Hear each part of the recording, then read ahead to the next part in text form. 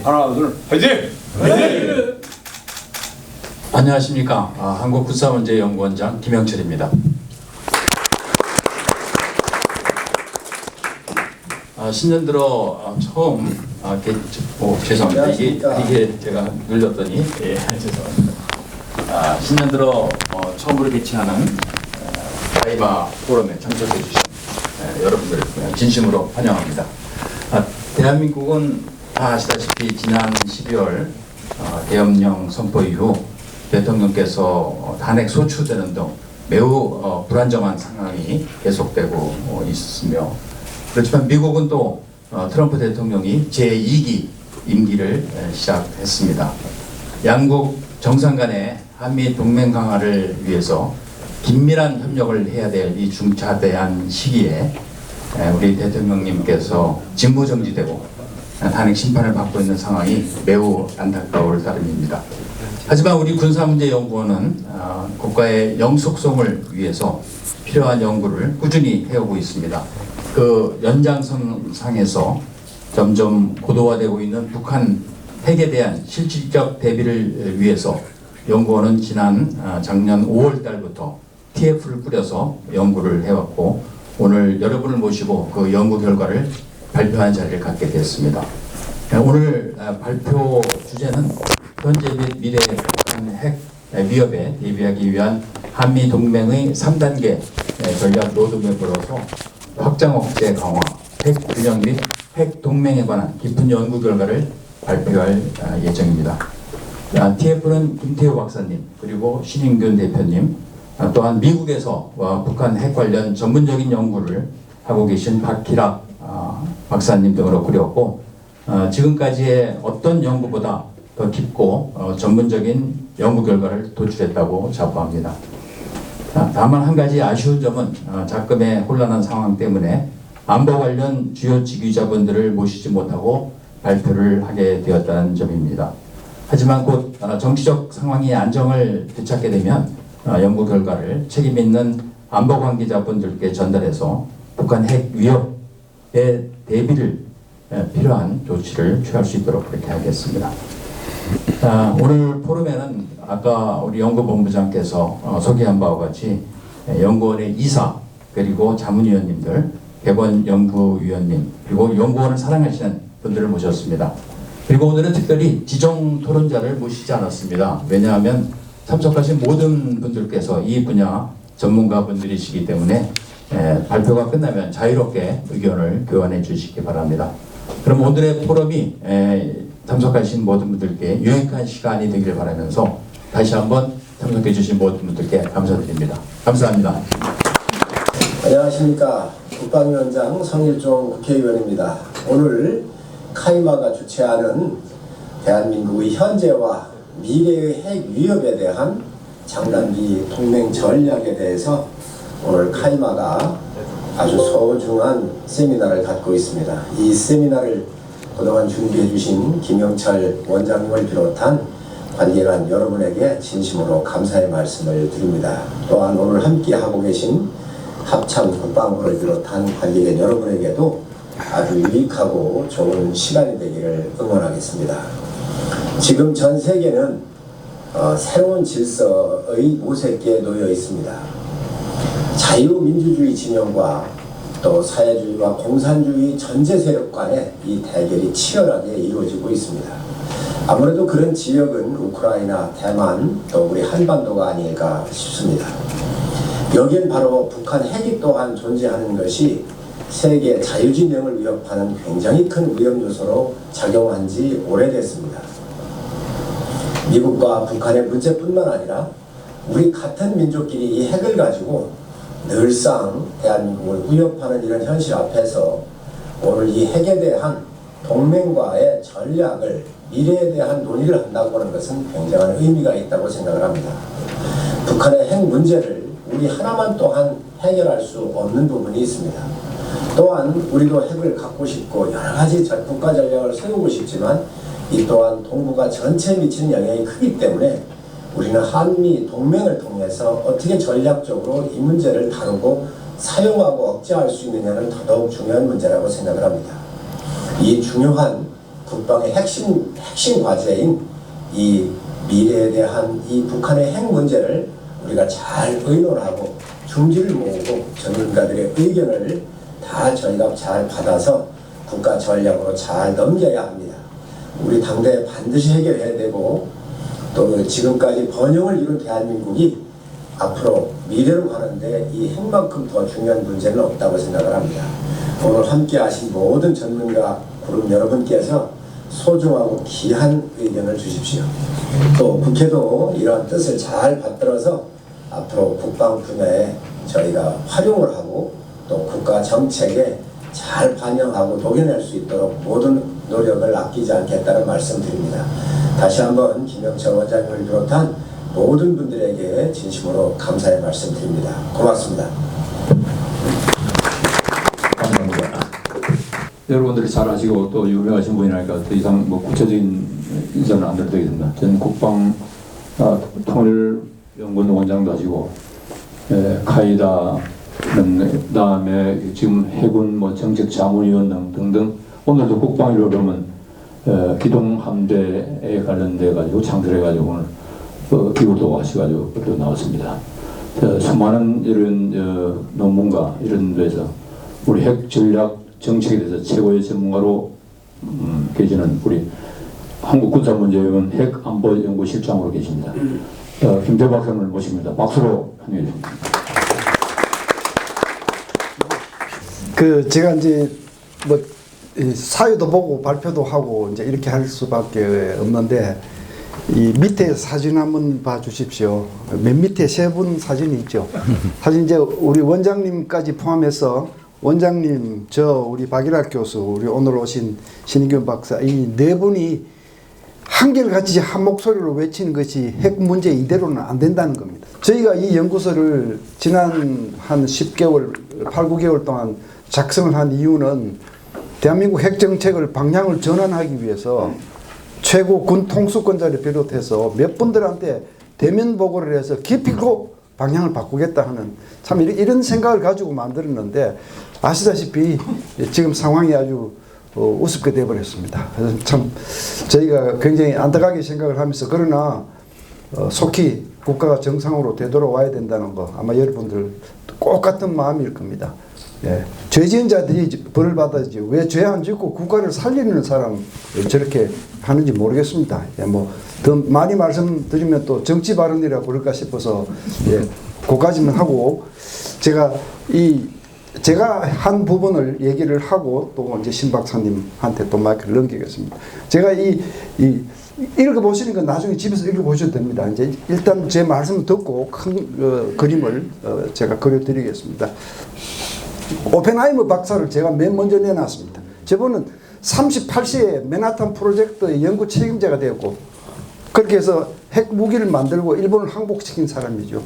그래서 원자탄의 아버지라고 불리는 사람입니다. 혹시 여러분들 원자탄의 할머니가 누군지 혹시 아십니까? 예, 퀴리 박사가 원자탄의 할머니이십니다. 예. 이분이 2차 대전을 승리를 이끌고 일본을 굴복시키고 영웅이 되었죠. 전 세계에서 가장 유명한 미국에서 완전히 그냥 아메리칸 프로메테우스라는 별명을 얻고 굉장한 분이 되었습니다. 그런데 이분이 반핵주의자가 돼요. 그게 히로시마 나가사키 참상을 보면서 야 이건 내 손으로 둠스데이 웨폰 인류를 종말로 이끌 악마의 무기를 내가 만들었단 말인가. 굉장한 비탄에 빠지죠. 그리고 반핵주의자가 되는데 미국이 핵무기 만드니까 소련도 만들고 미국과 소련이 이 독을 가진 전갈이 되어서 조그마한 병 안에 갇혀서 서로 죽이려고 어르렁거리는 이 상태를 벗어나야 된다. 빨리 핵군축하라고 이제 난리를 쳤습니다.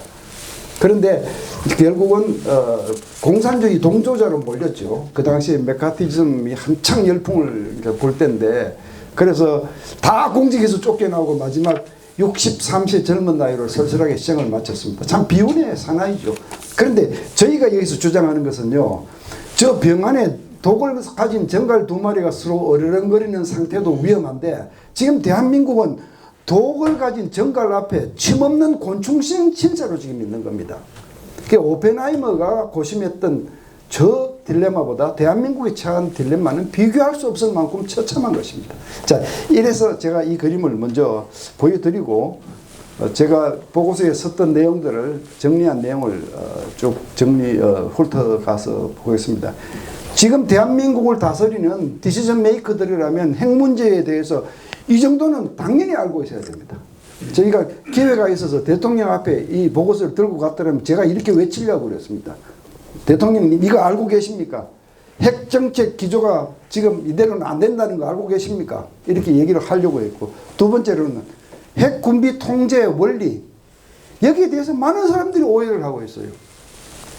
얼마 전에도, 바로 며칠 전에도 우리 박모 야당 의원께서 한반도 비핵화를 하는 3단계론을 발표를 하셨어요. 그러니까 지금 상태에서 북한 핵을 인정하고 북한을 NPT에 가입시켜서 북한을 달래고 막 도와줘서 비핵화로 가는 이런 방향으로 가자. 그게 되는 얘기가 아니거든요. 적어도 저희 전문가들이 배운 핵군비 통제는 그렇게 작동하지 않습니다. 핵군비 통제는 로그롤링, 통나무 타기입니다. 통나무 타기. 어느 한쪽이 내가 핵을 가지고 있고 상대가 핵을 안 가지고 있고 내가 일방적인 우위를 가지고 있는 상태에서는 절대로 핵 내려놓지 않습니다. 근데 언제 핵군비 통제 대화가 성사되느냐 하면 통나무 물 위에 타고 있는데 내가 넘어지면 이거 흔들리기 때문에 상대도 넘어질 수 있는, 그러니까 서로가 핵 경쟁에 대해서 부담을 공유할 때 비로소 핵 대화가 시작되고, 진정한 의미의 북한처럼 가짜 말고요. 그리고 핵군비 통제, 그러니까 무수한 핵군비 통제 조약들이 다 이 상태에서 성사되었습니다. 그런데 우리는 발가벗고 있으면서 북한에게 양보만 하면서 핵군비 통제, 북한 비핵화를 이끌어낸다는 거, 굉장히 허황된 생각이라는 거 저희는 잘 알고 있습니다. 대통령님 당신께서는 이거 알고 계십니까? 제가 이렇게 사실 묻고 싶었어요. 현 확장체제, 확장억제, 지금 미국의 해고산 아닙니까? 이 확장억제 체제라고 하는 것은 한마디로 우리는 발가벗고 미국 해고산에 우리의 운명을 내맡기고 북한한테는 설득하는 이거 아닙니까? 이거 지난 수십 년간 해오지 않았습니까? 이거는 안 된다는 거. 그래서 핵 균형이 필요하다. 북한한테 부담감을 느끼게 만들어줄 어떤 우리의 조치가 필요하다. 이제 이런 말씀을 드리려고 하고요. 그 다음에 좌파의 핵무장, 우파의 핵무장론과 좌파의 핵무장론, 이거를 구분을 못 하시면 안 된다. 노무현 정부 때 국방개혁 2.0 아마 기억하실 겁니다. 원양해군, 우주공군, 그게 말은 다 맞지만요. 당연히 그렇게 가야 되지만 그 동기가 우리는 북한을 대적하지 않는다는 얘기를 강조하려고 했던 거 아닙니까? 그죠? 그리고 국방 예산 늘리고 자주 한다고 하면서 그러나 군인은 줄이고, 예, 북한을 자극하지 않으려고 하는 목적. 그리고는 뭘 외쳤습니까? 미군 철수, 북한이 외치는 거. 미군 철수, 한미동맹 해체. 그러니까 거기에 발맞춰서 우리 좌파들이 자주를 외쳤지 않습니까? 자주는 좋은 일이지만 좌파들이 외치는 자주는 좋은 게 아닙니다. 우리 지정학적 여건을 보면 대한민국이 러시아 감당할 수 있습니까? 중국 감당할 수 있습니까? 미우나 거우나 동맹과 같이 갈 수밖에 없는 게 우리의 운명 아닙니까? 그러니까 좌파들이 핵무장하자, 자주다, 이제 핵무장하면 미군 필요 없다, 한미동맹 필요 없다, 이 핵자강론, 이거는 굉장히 위험한 거다는 걸 아셔야 된다는 거죠. 예. 그래서 우파들, 물론 여기 계신 분들 다 저와 같은 생각이라고 믿습니다만은 핵을 보유하되 동맹체제를 가지고 핵을 유지하는 이런 상태로 가야 한다. 이게 구분을 해야 된다. 그 다음에 가장 낭패스러운 상황과 치명적인 시차에 대해서 귀하께서는 알고 계십니까? 이렇게 저는 묻고 싶어요. 예. 예. 국방장관님한테도 묻고 싶고 국정원장한테도 묻고 싶었던 거예요. 가장 낭패스러운 상황이 어떤 데냐? The most embarrassing situation. 이게 언제냐? 우리는 미국 해고산 믿고 태산같이 믿고 있는데 북한이 우리를 핵 공격하기 위해서 아주 위협이 임박했어요. 그런데 미국이 나서지를 않아요. 이게 대한민국 황당한 상황이에요. 이런 상황이 오지 않는다는 보장이 없지 않습니까? 이때 미국이 우물쭈물하고 있는 이 시차, 여기서부터 우리는 재빨리 그래 그러면 우리 거라도 보여줘야지요. 너 우리 건드리면 너도 이렇게 돼야 하는 걸 보여줘야 될 거 아닙니까? 그 시차를 줄이지 못하면 그 기간 안에 대한민국은 망국을 맞이할 수도 있어요. 그래 국가를 통치하는 정치 지도자라면 이런 걸 생각 안 하고 쌈박질만 하면 되겠느냐고요. 예? 핵 문제의 이 중대성을 알고 있어야 된다. 예? 그다음에 이제 미국하고 북한하고 핵 대화를 재개하는 문제 있지 않습니까? 여기에 대해서 우리가 입장을 분명히 세워야 한다고 저는 생각해요. 트럼프 대통령이 노스 코리아의 누클리어 파워 이 한마디 하니까 또 우리 안에서 또 그럼 북한 핵 인정하자는 거냐 펄쩍 뛰고 그게 아닙니다. 그거 아닙니다. 그리고 뭐라 그랬습니까? 우리는 북한의 완전한 비핵화 이외에 다른 목표는 없다. 그러니까 미국 북한 대화하는 거 나 마음 안 좋다. 이 얘기 아닙니까? So what? 우리가 북한을 핵을 포기시킬 지렛대가 있습니까? 아무것도 없는 상태에서 미국이 북한을 달래서 협상해서 핵을 동결하든지 숫자를 줄이든지 특정 카테고리 핵무기를 안 만들든지 이런 핵 감소가 이루어지면 대한민국한테 좋은 거잖아요. 예? 그런데 우리는 완전한 비핵화 이외에 딴 거는 우리 생각이 없다. 이렇게 하고 반발하는 것은요. 이게 당당한 것이 아니라 비겁한 거 아닙니까? 지금 상태를 그대로 방치하는 것밖에 더 있습니까? 그러니까 그런 자세는 옳지 않다. 예? 이제 이런 걸 우리 지도자들이 분명히 알았으면 좋겠고 핵 담당 인력 전문성 보강해야 된다. 이게 정말 참 제가 보기 심각한 문제입니다. 핵 문제라고 하는 것이 그렇게 그 핵을 전공하지 않고 그냥 적당히 주변에서 이렇게 알고 있는 한두 분이 앉아가지고 혼자 문그릇 잠가놓고 예? 그 대통령은 잘 모르죠. 그 사람 시키는 대로 그래 따라 할 수 있는 이렇게 해서 해결하는 문제가 아닙니다. 이 핵 문제는 적어도 바깥에 엄청난 전문가 그룹이 대통령을 자문하거나 대통령이 양쪽 의견을 들어보고 결정하거나 굉장한 전문성들이 여기 투입이 돼야 되는데 지금까지 폐쇄적으로 해왔다. 이거 안 된다. 이제 이 얘기를 하려고 했고요. 그 다음에 이 한미의원연맹. 이게 굉장히 중요합니다. 지금 우리 국회에는 한중의원연맹이 있고 100명이 넘게 가입되어 있습니다. 그 중에 일정 부분들은 중국하고 비즈니스 연계도 가지신 분들도 계시고 근데 한미의원연맹은 없습니다. 예. 그러면 우리 정부가 북한하고 미국하고 대화가 잘 안 되고 또 색깔이 안 맞아서 이 한미 대화가 핵 대화가 삐걱거릴 상황에 보완할 수 있는 채널이 어디에 있습니까? 그래서 괜찮은 생각을 가진 우리 의원들이 미국하고 의원연맹을 맺어서 정부를 보완을 하고 있어야 되는데 여기에 대해서 태무심하고 있어요. 그래서 이런 것들을 다 종합하면 이제 3단계 로드맵이 필요하다. 그 얘기는 지금 현 확장 억제 체제를 우리가 함부로 바꾸기는 어려우니까 체제를 어떻게 하자 그런 말을 안 듣지 않습니까? 그리고 지금 이런 여야 구도에서 야당이 다수인데 정책 변화를 허용하겠습니까? 그러니까 참 힘든데요. 그러면 현 상태, 현 확장 억제, 현 해구산 상태에서도 더 강화할 수 있도록 우리가 노력을 해보자. 그리고 핵 문제가 더 나빠지면 그 다음에는 한반도 핵균형으로 가야 한다. 오늘 이제 우리 신인경 박사님 양산서 멀리서 이제 오신다는데 이거 핵균형 중에 제일 빨리 할 수 있는 것이 전술핵 재배치 아닙니까? 거기에 대해서 많은 연구를 하셨어요. 여러분들 매일 그냥 유튜브에 막 그냥 얘기하시니까 저분은 언제 공부하나 생각하시지만 공부 엄청 하고 계십니다. 이따 들어보지 마시지만. 진짜요? 그러니까 핵 균형을 가야 한다. 아니면 핵 공유를 가든지. 이렇게 해야지만 북한한테 부담을 주고 북한이 아이고 이렇게 경쟁하다가는 우리가 그냥 정권이 작살나겠구나 이렇게 부담감을 주어야지만 진정한 핵대화가 된다. 근데 그렇게 해서도 안 되면 어떻게 하냐. 핵무장해야지요. 그렇게 해서도 안 되면.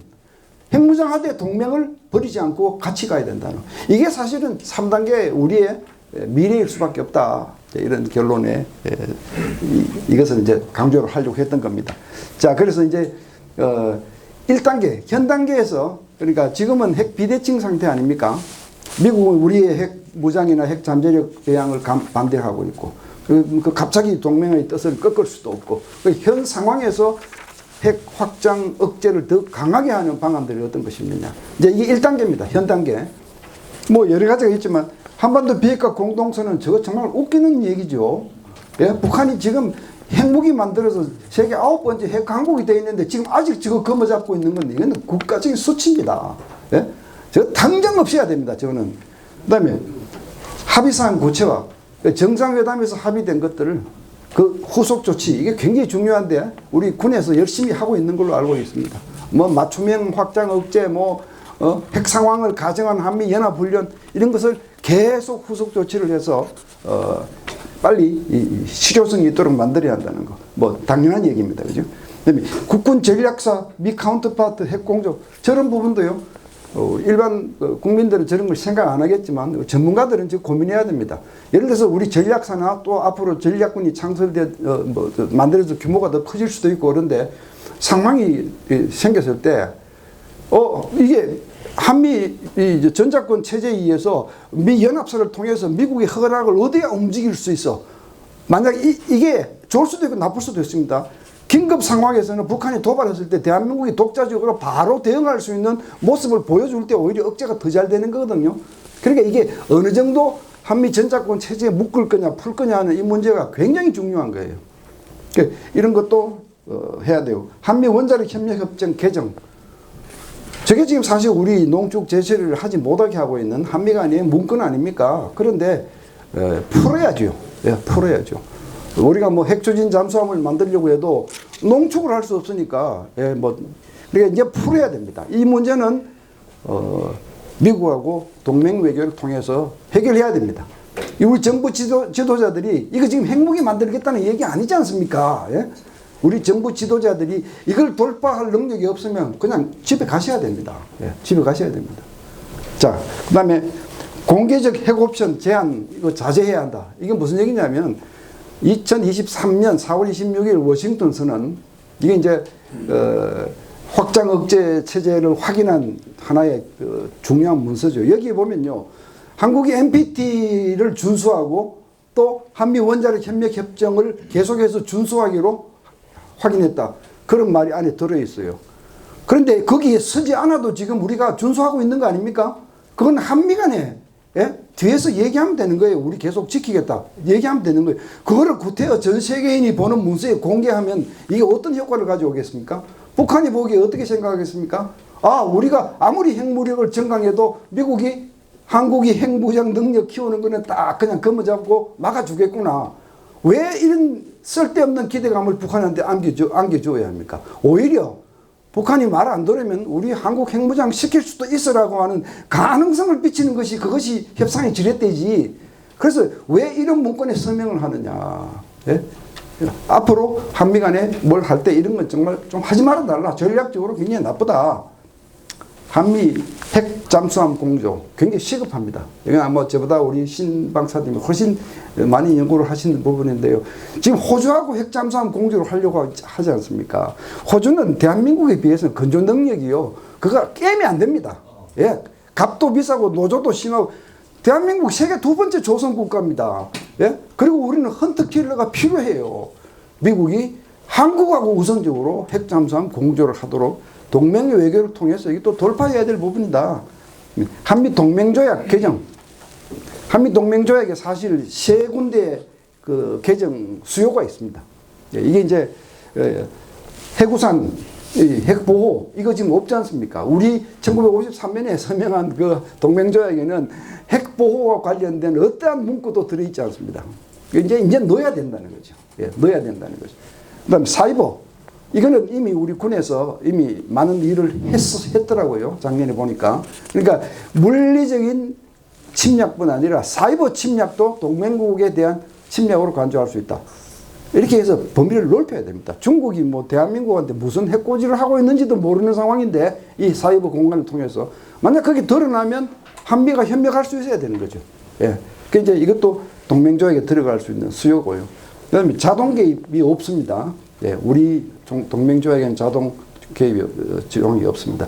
이것도 넣어야 된다는 주장들이 있는데 이건 좀 생각을 해볼 대목은 있습니다.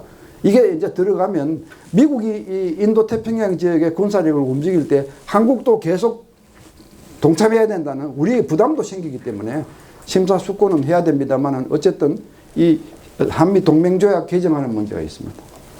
그 다음에 7번째가 핵협의그룹의 전문성 강화, 역할 확대. 지금 핵협의그룹이요. 지금 뭐 국방부 차원하고 또 외교부 차원의 사자회담도 있고 뭐 여러 가지 채널들이 지금 가동되고 있지 않습니까? 거기에 또 하나 같은 일을 하는 기구를 하나 더 만드는 식으로 저게 작동되면 곤란하다. 예? 그거는 지금 하는 국방부 차원에서나 이런 상무적인 채널을 그대로 작동하게 내버려 두고 미국에 대해서 우리가 더 얻어낼 수 있는 새로운 아젠다를 개척하는 이런 역할을 해서 플러스 알파가 돼야 되지, 괜히 또 하나 더 결제만 해야 되는, 이거 그렇게 되면 옥상옥이 되는 것이죠. 그런 역할을 해서는 안 된다. 그리고 앞서 말씀드린 대로 NCG를 운영하려면요, 대한민국에 있는 이 역량을 다 모아야 됩니다. 다 모아야 됩니다. 그 한두 사람이 끌어안고 문거리 잠가놓고 대통령하고 그냥 둘이 댕기면서 덜랑달랑 하면서 하는 이런 문제가 아닙니다. 이거는. 이런 문제가 아닙니다. 예. 자, 그 다음에 이제 마지막으로 일본하고 안보협력 확대. 이거는 뭐 제약은 있지만 우리의 갈 길입니다. 예. 100년 전과는 다릅니다. 100년 전에는 우리의 위협이 남쪽에서 왔지만 지금 북쪽에서 오고 있습니다. 그 일본하고의 안보 협력 확대는 불가피한 선택이다.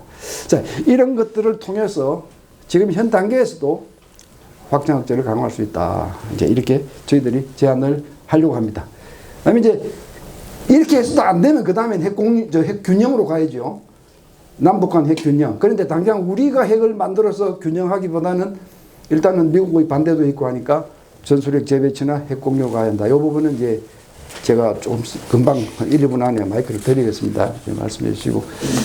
이제 그렇게 해서도 안 되면 마지막 어떻게 하느냐. 그것도 부족하면 핵무장과 핵동맹으로 가는 겁니다. 예.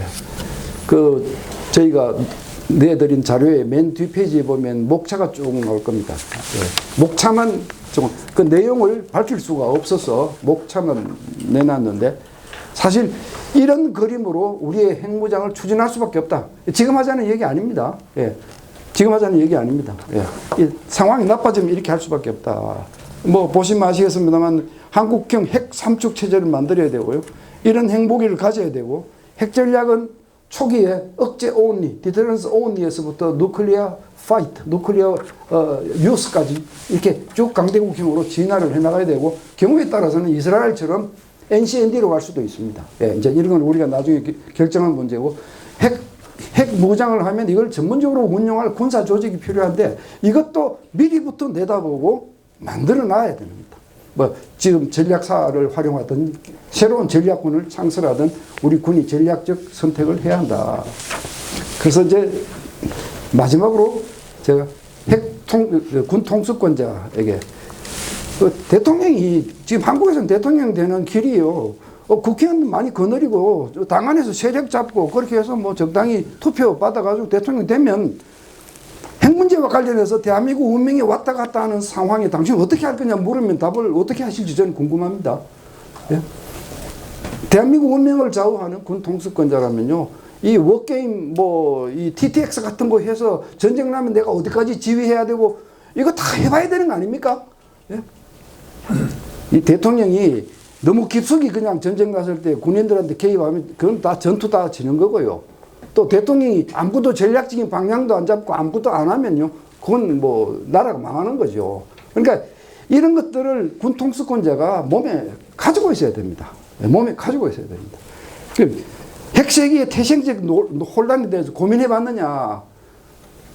이거요. 북한이 어느 순간 북한에서 핵무기가 한 발 휙 날라왔다. 그러면 우리가 어떻게 대응할 것이냐. 여기에 대해서요. 시나리오 수백 가지도 넘습니다. 그냥 뭐 가차없이 우리도 쏜다 아니면 물어보고 너 정말로 그랬냐 물어보고 확인한다 뭐 우물쭈물한다 해서 온갖 시나리오들이 가능한데 여기에 대해서 엄청난 고심을 하고 어떻게 하는 것이 생존, 국가 생존에 더 유리한가를 판단하고 계산하고 하는 이런 과정을 군 통수권자는 거쳐야 합니다. 예. 그냥 뭐 변호사만 하고 대통령 되는 거 아닙니다. 이거. 그거 아닙니다. 예. 뭐 국회의원 6선 7선 하면 대통령 되는 거 이거 아닙니다. 예. 핵 문제와 관련해서 이런 원천적인 고민을 하신 연후에 통수권자가 되어야 한다. 이런 생각을 가지고 우리 보고서를 만들었습니다. 이제 두 번째 단계 핵 균형으로 가야 될 때 전술의 문제가 되어도 어떻게 해야 되는지 우리 존경하는 신인균 박사님을 모시도록 하겠습니다. 여러분 큰 박수 부탁드립니다.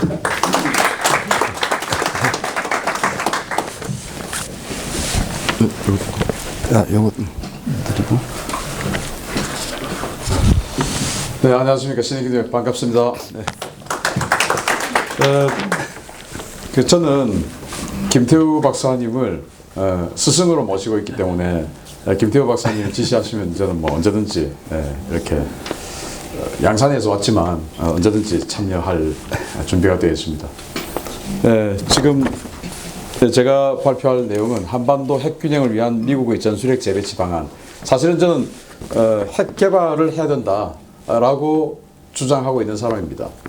그런데 김태우 박사님께서 이 주제로 글을 적으라고 하셨기 때문에 이 주제로 적었는데 저는 이것은 그 최종 목적이 아니고 중간 단계가 되어야 된다라고 생각하는 바탕으로 이걸 적었다는 말씀을 먼저 드리고요. 냉전 시대 때의 모습입니다. 이 사진 좀 밝아서 흐릿하게 보이지만, 포로 핵무기를 쏘는 저런 정말 원시적인 지금 상상도 할 수 없는 저런 짓을 준비하고 있었다라는 게 바로 냉전이었습니다. 지금 우리 K9 자주포 40km씩 또 개량형 50km씩 이렇게 날아가는 포탄을 쓰지만 저때 해봐야 한 20km 날아가는 포탄 가지고 핵을 쓴다? 지금 생각하면 정말 끔찍한 일을 준비를 하고 있었던 상황이었어요. 그럼 왜 저런 끔찍한 일을 냉전시대 때 준비했냐? 유럽에서는 바르샤바 조약기구, 소련과 바르샤바 조약기구의 전차가 당시에 한 5만 3천 대 정도 있었다고 하죠. 반면에 나토의 전차는 한 2만 대 초반 정도? 그러니까 2차 대전 끝나고 얼마 있지 않은 상태에서 전차 전력이 2배 이상 차이 난다. 이거는 뭐 전쟁을 할 수가 없는 그런 상태였을 겁니다. 그래서 미국은 또 서방은 소련과 바르샤바 조약기구의 전차를 해결하기 위해서 공격핵이란 어떤 신개념의 무기도 처음으로 만들었고 그랬는데 이런 기갑 전력들이 몰려오면 거기를 향해서 바로 핵포탄을 써서 방어를 할 수밖에 없는 이런 이제 아이디어를 가지고 있던 시대였고, 그것을 우리 동쪽으로 돌려서 우리 한반도 전장으로 보면 북한은 당시에 한 2,000대 정도의 전차, 그리고 100만 대군, 우리 이 한미 동맹으로서는 도저히 이 전술핵을 사용하지 않고서는 방어할 수 없다라는 생각을 해서 냉전 시대 때 우리 한반도에 한 900여 발 정도의 전술핵이 배치가 되어 있었다라고 알려져 있습니다. 그러나 이제 냉전이 끝났고 그러한 무기는 필요가 없다라는 시대적 상황에서 전술핵이 철수를 하게 되었죠. 자, 그래서 우리 한반도에서만 전술핵이 사라졌냐? 아니죠. 전 세계적으로 미국과 러시아가 핵 군축을 하면서 다양한 ICBM으로 보면 이렇게 미니트맨 3 같은 ICBM, 그리고 잠수함 발사 탄도미사일 트라이던트 2 이런 것들 강력한 이제 전략 핵무기가 되겠죠. 그리고 이제 전술핵 무기 또 이 폭격기에서 바로 떨어뜨릴 수 있는 그런 폭탄, 핵폭탄 등등 해서 많이 감축해서 지금은 미국이 한 1,350기 정도의 핵탄두를 실전에 배치하고 있다. 물론 보유 치장은 많이 해놨겠지만 실전에 배치한 것은 1,350기 정도다라고 알려져 있는 상황에서 중국이 핵을 어마어마하게 확장하고 있고 북한이 핵을 가지게 되었습니다. 자, 그러면 이 한반도 전술핵 재배치 논의에서 우리가 전술핵 재배치하자. 그러면 가장 먼저 이야기하는 것이 바로 이거죠. B-61 계열의 핵 폭탄이죠. 냉전 때도 그렇고 지금도 그렇고, 지금 이제 미국이 유럽 지역에 배치해 놓고 있는 공군기지들의 이 B-61 다시 12 버전의 이 12 버전은 이제 관통해서 지하에서 핵을 터뜨리는 그런 관통형 핵폭탄입니다. 자, 이런 것들을 배치를 하고 있는데, 자, 그러면 우리나라도 B-61 이걸 배치하자, 이제 그런 말씀들을 많이 하세요. 그리고 이제 이것도 우리가 쓸 수 없는 건데 바로 SLBM입니다. 그런데 지난번에 우리 한국과 미국이 협정을 체결해서 항상 확장 억제를 해주기로 했다라고 하지만 잠수함이 그때 잠수함을 상시 배치한다라고 할 때, 야, 제가 정말 말장난도 저렇게 하냐라고 생각을 했던 게 미국의 오하이오급 핵잠수함, 그러니까 전략 핵잠수함이죠. 핵무기를 탑재한 핵잠수함이 18척을 건조했었습니다. 근데 그 중에서 냉전 이후에 미국이 이제 걸프전 해보면서 야, 우리 상대가 하나도 없구나 이제는. 그리고 이라크전, 아프가니스탄전 하면서 야, 이거는 뭐 굳이 우리가 핵무기 가지고 있을 필요 있어? 순항미사일 많이 때리고 그냥 쑥 밀고 들어가면 끝나구나 라고 하는 생각으로 그 전략 핵잠수함인 오하이오급 핵잠수함 중에서 초창기형 4척을 순항미사일 전문 핵잠수함으로 교체를 했어요. 개량을 해버렸어요. 그래서 미국은 핵무기를 쓸 수 있는 핵잠수함이 14척밖에 없습니다. 근데 여기 해군 자동님, 해군 장교 출신 계시겠지만 14척 있으면 14척을 다 사용할 수 있나요? 아니죠. 기껏해야 3, 4척밖에 안 됩니다. 그 3, 4척밖에 없는 것을 그러면 당연히 대서양 지역에 하나 배치해야 될 거고, 태평양 지역에 하나 배치해야 될 거고, 또 중동 앞에 하나 배치해야 될 거고, 또 하나는 또 교대하러 가고 있을 거고, 뭐 그러다 보면 어떻게 우리 한반도 앞에다가 이 핵잠수함을 상시 배치합니까? 말도 안 되는 소리였어요. 그래서 이 트라이던트 2 핵미사일로 한반도를 전담 확장 억제한다. 이거는 뭐 현재 미국의 해군 전력, 잠수함 전력으로는 말이 안 되는 것에 불과하다라는 겁니다. 그러면 이제 이 B-61 이 핵폭탄이 이제 유일한데 현재로서는 그렇습니다. 자, 그러면 만약에 이걸 배치를 하면 우리는 어떻게 운영해야 되나? 냉전시대 때 미국이 유럽에 그랬던 것처럼 F-16 전투기에 이걸 장착할 것이다. 그러면 군산기지에 또 오산기지에 미국의 F-16 전투기가 있으니까 뭐 그거로 운영하나? 그리고 핵 공유를 하니까 우리 한국도 KF-16, 또 F-16 전투기 뭐 그 백수십 대가 있으니까 그러면 그렇게 하면 되겠네? 라고 생각하지만 이 B-61 핵폭탄은 그냥 폭탄이에요. 자유낙하 폭탄이에요. 그러니까 적진 상공에 가서 초월을 해야 되는데 과연 우리 F-16이 북한의 저 밀집 방공망을 뚫고 전혀 다치지 않고 들어가서 저 폭탄을 낙하할 수 있을까? 안 되는 거죠. 스텔스가 아니니까. 그래서 기습 공격에 우리가 좀 취약하다라는 거고, 또 저 이 핵폭탄을 우리가 뭐 아마도 만약에 핵 공유를 한다 하더라도 미국이 완벽하게 저 B-61 폭탄을 그러면 한국군이 알아서 배치를 하고 알아서 써라 라고는 절대 안 할 겁니다. 이를테면 그 나토에 배치한 여러 국가들 중에서 뭐 벨기에, 이탈리아, 독일 이런 나라들은 독자적인 공군기지를 핵을 배치를 해놓고 미군이 가서 감독을 해요.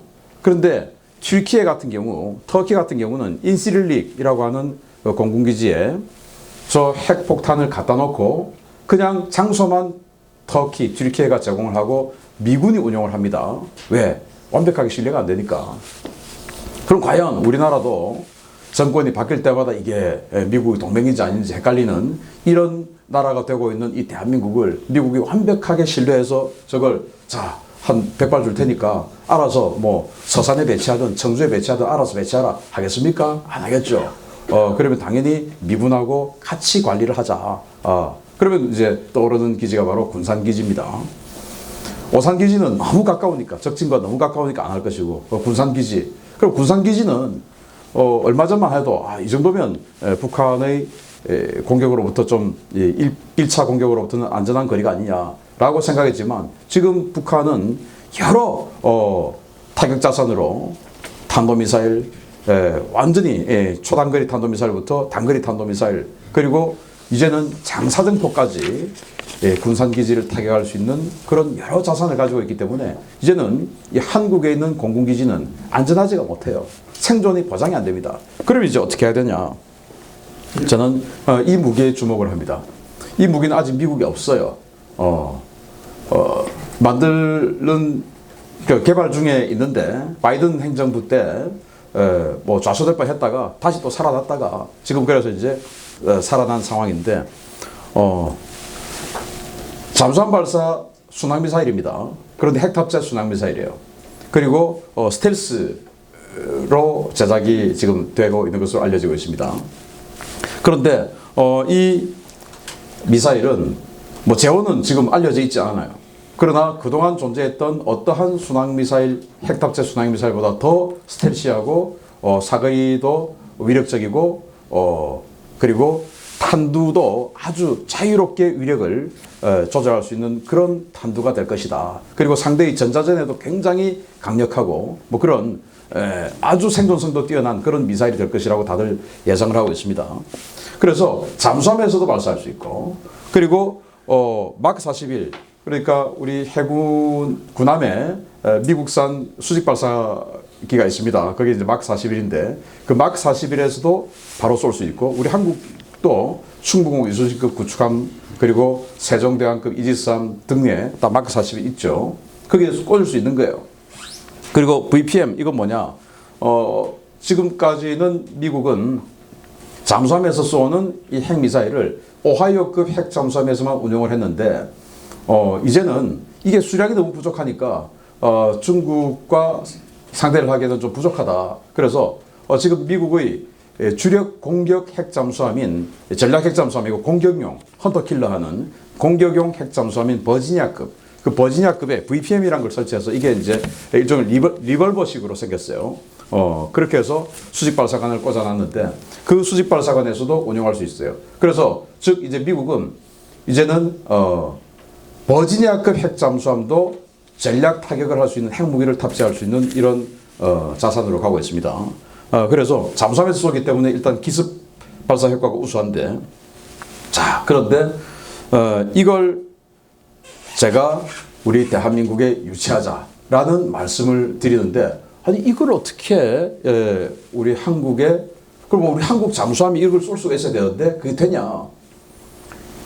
그런데 이게 또 다른 방식으로 운용을 할 수가 있습니다. 바로 이런 스타일인데요.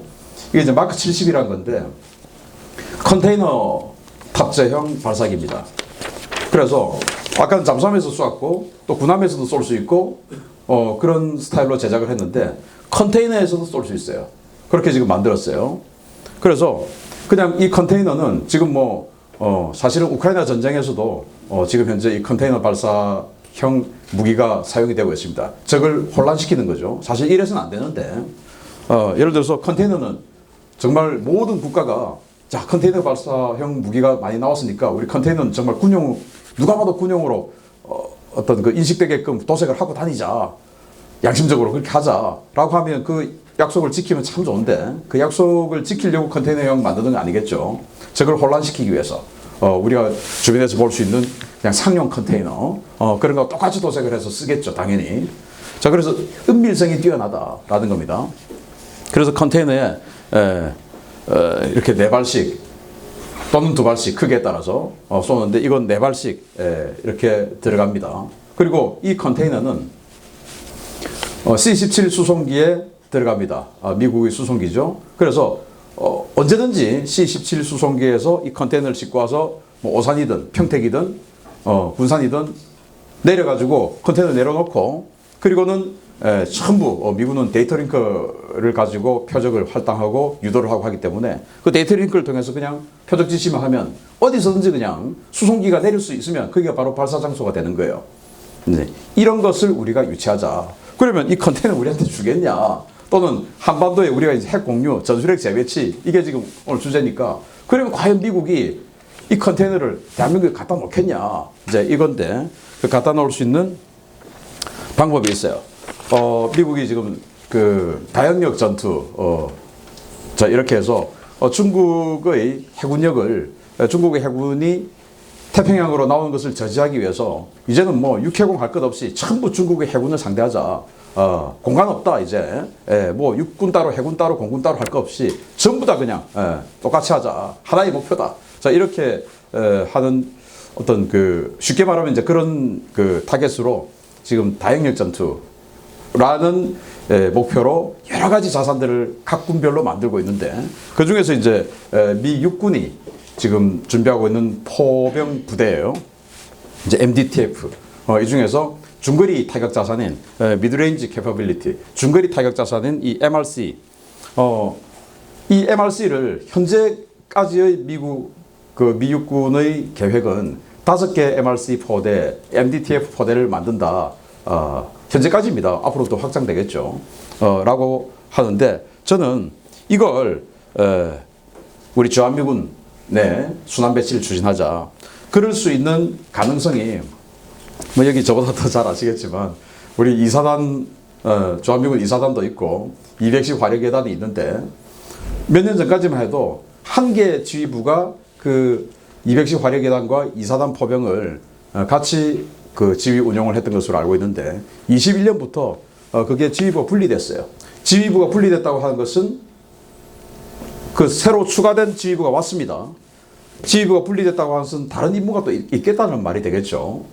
그래서 210 화력예단은 아시다시피 8군 직접 지원하는 그 포병부대 아니겠습니까? 그래서 좀 더 큰 영역의 어떤 그 전투를 준비하겠구나라는 것을 알 수가 있습니다. 큰 영역이라고 하는 것은 당연히 중국 대비하는 거겠죠. 주한미군이. 그러면 그 210 화력예단이 새로운 구조로 바뀌는데 그러면 니들이 이 MDTF를 가지고 와라. 우리가 그것을 용인해 줄게 라고 하는 협상술이 필요하지 않을까라고 생각을 하고 그리고 이제 미군이 그러면 생존성을 어떻게 보장할 거냐. 우리가 이러이러한 육군 부대 재배치를 통해서 그 당신네들의 이 MRC 포대를 우리가 확실하게 보호해 주겠다라고 하는 정도로 교환을 할 수 있지 않을까라는 생각이 들고요. 그리고 7함대 수상전투함에 이 순항미사일, 핵탑재 순항미사일 SLCM-N을 탑재를 하자. 그러면 우리 한국도 지금 기동함대 창설을 했으니까 같이 합동작전하면서 그 핵탑재 순항미사일을 군함을 우리가 또 호위해주는 호위함으로도 이렇게 작전을 같이 하자라는 이런 제안을 미국에게 한다면 미국의 관심은 오직 지금 중국을 어떻게 억제할 것이냐 라는 것에 포커스가 맞춰져 있으니까 가능하지 않을까라고 생각을 하고요. 자, 그러면 우리는 또 입장에 우리의 목표는 중국을 경멸하는 게 우리의 목표는 아니고 북한을 억제하는 것이 우리의 목표 아니겠습니까?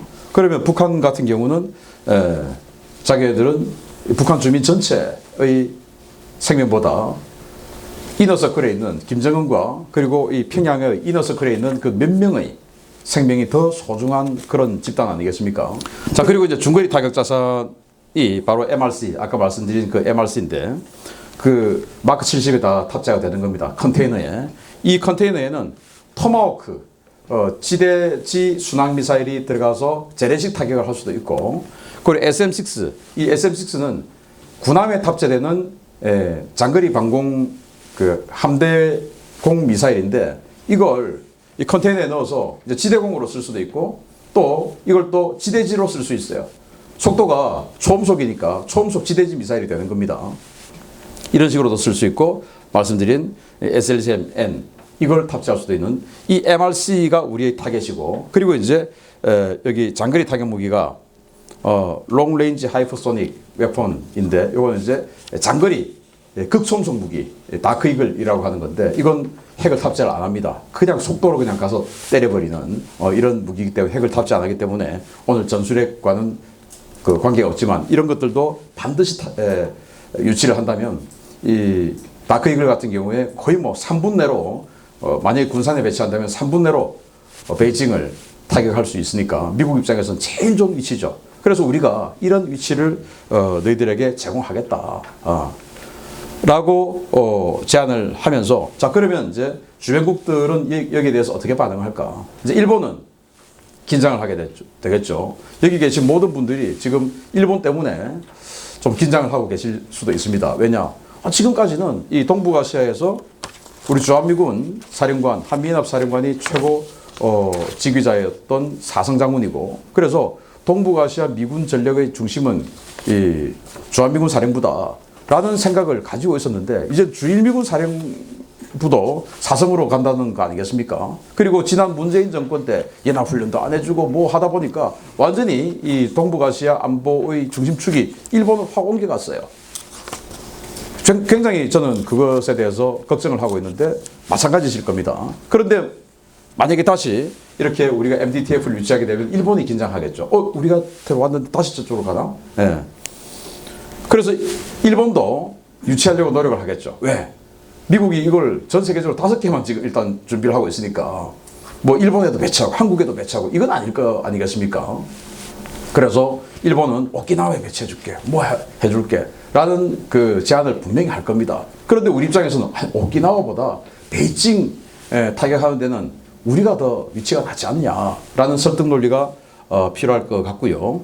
그리고 이제 이런 것들을 통해서 결국은 한미일 군사 협력이 강화되겠죠. 우리 중심으로.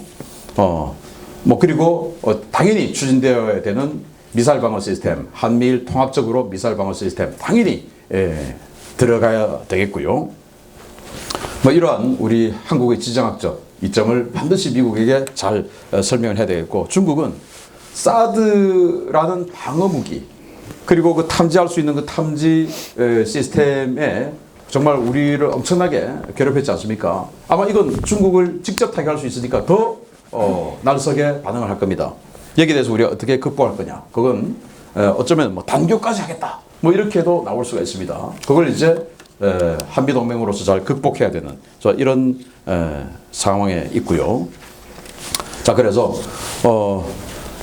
뭐 다시 시작된 냉전이지 않습니까? 제가 뭐 군 관련해서 연구 영역을 많이 했는데 한 10여 년 전에 신냉전 이런 이야기 하니까 무슨 말도 안 되는 소리 하냐 그랬는데 지금 정말 신냉전 이제는 부정하고 있는 사람 아무도 없을 겁니다.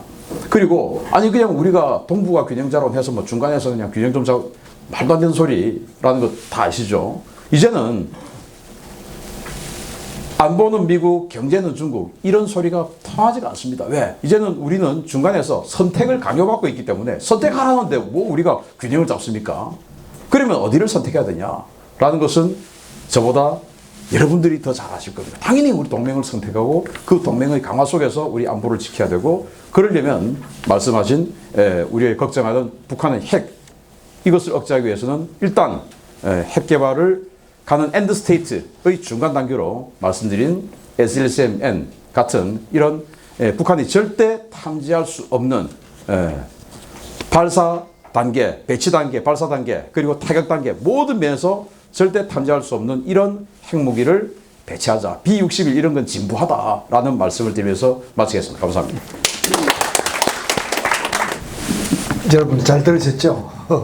이제 영상을 보시겠는데요. 이거는 핵균형이라고 하는 제2단계에서 또 취할 수 있는 또 하나의 패턴입니다. 그러니까 우리 방금 신인균 박사님 말씀하신 전술핵 재배치 방안하고 비교하면서 잘 들어주시면 감사하겠습니다. 우리 박일학 교수님이 한미 핵 공유에 대해서 말씀하시겠습니다. 북한은 왜 핵무기를 개발합니다. 여기 계시는 분들은 아마 의심할 필요도 없다고 생각합니다. 실제로 북한은 첫 번째 사람, 그리고 두 번째 사람을 얘기하고 있습니다. 그래서 바로 남한적 활동입니다. 두 번째 사람을 얘기한다는 것 자체가 바로 첫 번째 사람은 어디로 됐다. 이렇게 보겠죠. 사회과학에서는 북한이 수세적으로 체제 유지나 또는 집산 카드를 위해서 핵무기 개발한다고 주장하고 있습니다. 소망적 사고에 불과한 것이죠. 정말 저는 묻고 싶습니다. 틀리면 어떻게 책임져요? 그래서 국가안보가 보이고 또 항상 최악의 상황을 가중해서 얘기하는 겁니다.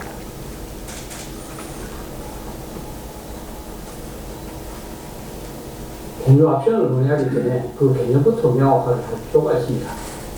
우리 한국에서는 아직도 여기에 대한 통일된 정의역이 사용되는 것 같습니다.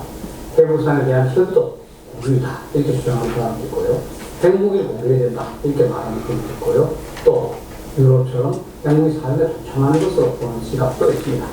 그런데 기본적으로 여기서 핵무기 공유는 불가능합니다. 지금까지 그런 사례도 없고요.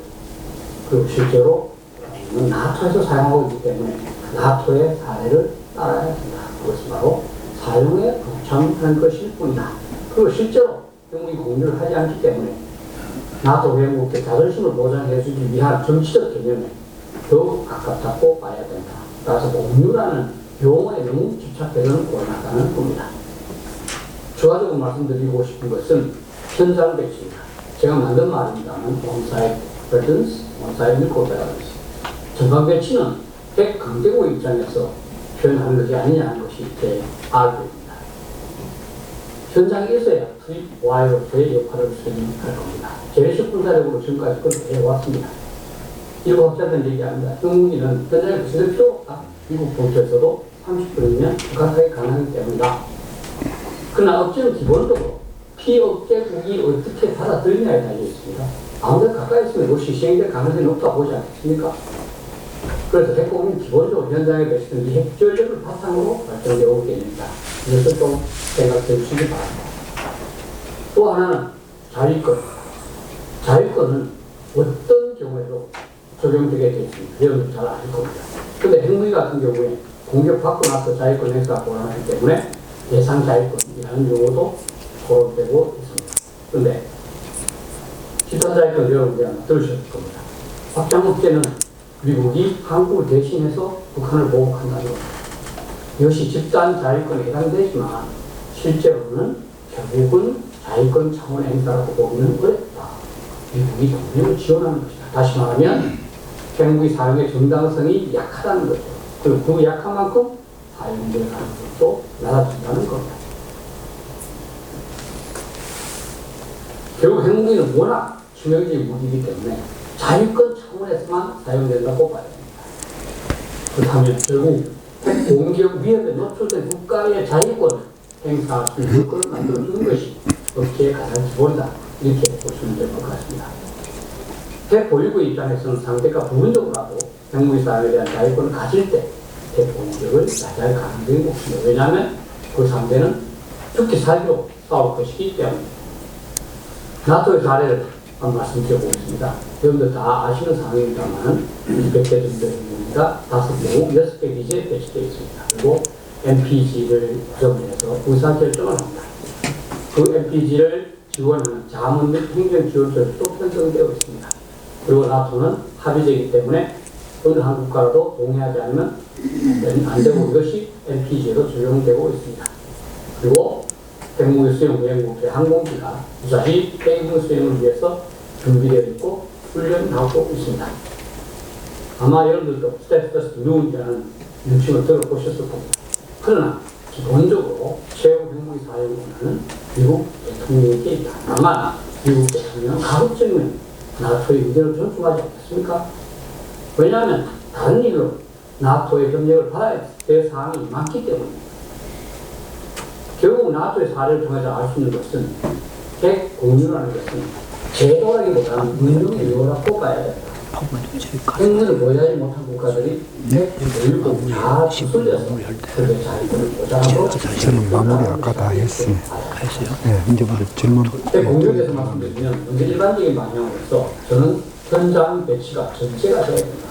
이 핵무기가 이 가까이 없는 핵 공유는 공한 개념이다. 언제나 사라질 수 있다. 토론을 55분까지 하는 권한도 갖지 못하는 배치는 우리가 수용할 수가 없습니다. 그건 국민 또 정치 누구도 수용하지 못합니다. 기본적인 한국 자유권자가 보장돼야 된다. 미국 핵전쟁 발발에 대한 사유를 분산하는 차원에서 한국의 자유권 보장이 유리할 수 있습니다. 그리고 유럽과 달리 한국은 당연히 받아들였습니다. 신박하님 바로 또 기차를 타셔야 되는데 우리 신인균 박사가 1시 30분 열차 기차를 타야 돼요. 그러니까 마치고 밥 식사 퍼뜩 하고 바로 가야 되는데 그 돈을 미리 좀 지불해 줬으면 좋겠어요. 바로 중국과 러시아의 반대 최소화 속도로 잠수함 등 그들의 안전 연구를 적은 그러한 조치부터 점진적으로 강국에 나가겠다 이렇게 생각합니다. 가장 중요한 것은 이 모든 걸 한국이 주도해야 된다는 겁니다. 미국한테 이렇게 해라 저렇게 해라 강요할 것이 아니라 미국은 이 방향으로 어떻게 이끌어나갈 것인가 이것을 저는 고민해야 된다 이렇게 생각합니다. 핵 공유의 초기 조치에 대해서 말씀드리겠습니다. 초기 조치는 MPG 퍼시픽을 설치합니다. 이것도 제가 만든 말입니다만 현재 NCG는 사실 3번 이상의 회의를 했습니다만 별 성과가 없었습니다. 그리고 기존의 국제전략위원회라든지 핵정책협의회 그의 기능을 무력화하기만 하고 말았습니다. 양자기구로서의 한계를 드러낸 거죠. 결국 그래서 일본과 호주를 포함한 다자기구를 전환할 필요하다. 이게 헤이글과 같은 국방장관을 처음부터 주장한 내용입니다. 그리고 가급적이면 나토의 NPG를 그대로 참고함으로써 노론의 소지를 없애자 하는 게 제 입장입니다. 그리고 가장 중요한 것은 미 핵잠수함 이거를 배치를 해서 이 존재, 배치 사실을 공개하는 거죠. 제가 이 SSBN을 계속 쓴 것은 자꾸 핵잠수함 하는 핵추진잠수함과 핵무기 탑재 잠수함 혼동할 수 있기 때문에 그래서 분명히 핵추진, 핵탑재 잠수함이라는 걸 말씀드리기 위해서 SSBN을 쓰고 있습니다. 그래서 미국을 하여금 SSBN 한 척을 한반도 주변에 상시 배치한다는 사실을 공표하도록 하는 겁니다. 공표가 중요합니다. 지금도 배치되어 있을 겁니다만.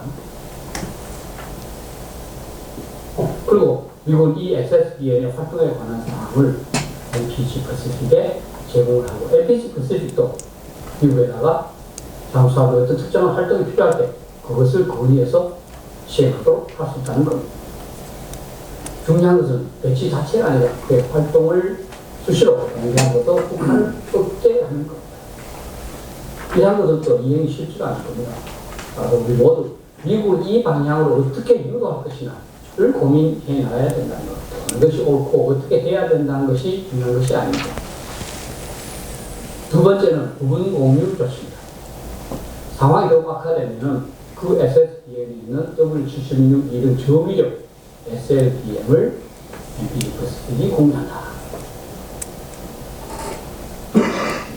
이 W76-2의 위력은 한 5 내지 10킬로톤 된다고 봅니다.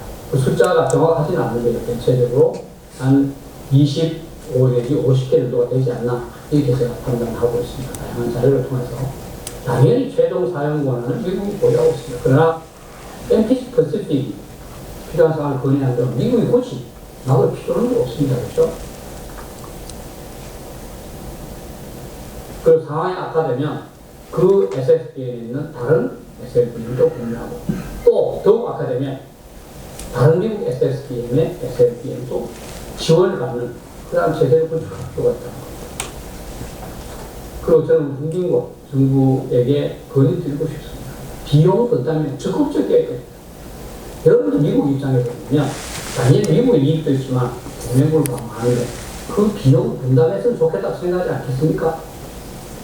북한 핵기로부터 안전을 보장하는 것보다 더욱 중요한 사항이 없습니다. 비용 분담의 인색의 선정을 보여주는 겁니다. 미국을 이러한 조치를 강구하도록 하기 위해서는 우리 혼자만의 노력으로는 부족합니다. 일본의 도움이 필요합니다. 일본과의 협력을 통해서 미국을 설득하고 압박할 필요가 있다고 봅니다. 세 번째, 배치 및 공유입니다. 첫 번째로 괌에 핵무기를 배치할 필요가 없다. 상황이 악화되면 미국은 이미 괌 북쪽 티니안 섬에 추가 비행장을 건설하고 있습니다. 괌의 전략적 가치가 상승되고 있다는 것을 알고 있는 거죠. 일부에서는 배치할 무기가 없다 이렇게 얘기하고 있습니다. 그렇지 않습니다. 유럽에 배치된 100기 이외에도 미 본토에 실수한 100기가 있는 것 같습니다. 폐기하지 않는 전술무기는 상당하고 미국 남하고 금방 만들 수 있습니다. 과거에 미국의 핵무기가 배치되면 당연히 한국 또는 일본의 항공기가 의계 추진하면서 핵무기 수행 준비를 해야 합니다. 이것은 바로 과학을 중심으로 나토의 핵 공유 체제를 구현한 방식이다 이렇게 보여줄 수 있습니다. 그 상황이 악화돼서 북한이 한국 핵 공격으로 하는 것이 명확화됐을 때 그것을 억제하기 위해서는 한국에 미국의 핵무기를 배치할 필요가 있다. 배치 지역 북한의 미사일 파전 거리를 고려했을 때 남해안이나 제주도가 좋을까. 남해안이나 제주도는 해상 요격 미사일 SL2의 보호를 받을 수 있는 장점이 있습니다. 실제 이 랜드와 아산 연구소에서도 이 폐기하게 되어 있는 100개를 우리 한국 돈으로 개량해서 그것을 미국에 보관하고 있다가 이것이 한국으로 배치하도록 하자 하는 제안을 나간다고 했습니다. 그리고 최종적으로 북한의 핵무기 공격이 임박했다 했을 때는 한국에서 미국이 핵무기를 임대할 수가 있습니다. 우리 한국이 갖게 된다면 미국의 입장에서는 핵전쟁 발발에 대한 책임 없이 한국의 자위권을 100% 보장할 수 있고 그만큼 북한이 자제할 가능성이 높아집니다. 많은 국민들은 필요시에 핵무기를 개발해야 된다는 데서는 찬성합니다. 그러나 미국의 핵무기를 배치하는 데 대해서는 반대하는 사람이 많습니다. 일부 인사들의 지속적인 세뇌 공작으로 인해서 반비가 이념화되어 있기 때문입니다. 당황의 심각성에 대한 국민 보고와 반대 운동을 예방하는 노력이 필요하다. 한국은 무엇을 해야 될 것인가? 가장 중요한 것은 어떻게 하면 NCG를 NPG 퍼시픽으로 확대 격상시킬 것인가? 그 방안을 보내나가야 됩니다. 공유를 위한 필요하고 구체적인 방안을 적극 개발해서 미국한테 요구하는 것도 공유의 부현을 한국이 선도해야 됩니다. 미국한테 해달라고 할 것이 아니라 한국이 미국과 그렇게 하지 않으면 안 되도록 유도해 나간다는 겁니다. 일본과 적극적 협의는 말할 필요도 없고 고조의 협력도 추진해야 된다. 그리고 전략사령부를 명칭만 그럴듯하게 만들 것이 아니라 핵 대응으로 격상시키고 전문화해야 된다. 핵에 대한 군사적 대응책은 전략사령부가 이행하도록 하고 나머지 이거는 가급적 줄여줘야 된다는 거죠. 그리고 한미연합사령부를 하여 비핵 대비보다는 핵 대비에 더욱더 많은 중점 발당하도록 유도해 나가야 됩니다. 그리고 제가 반복됩니다만 MPG 퍼시픽의 운영에 따른 비용 분담 바로 해나갈 필요가 있다. 사실 저희들이 상당한 규모로 방위 분담을 하고 있습니다. 제가 한번 이 연구를 해봐서 아는데 조합기구 입장에서는 증대되는 방위 분담을 쓸 데가 없습니다.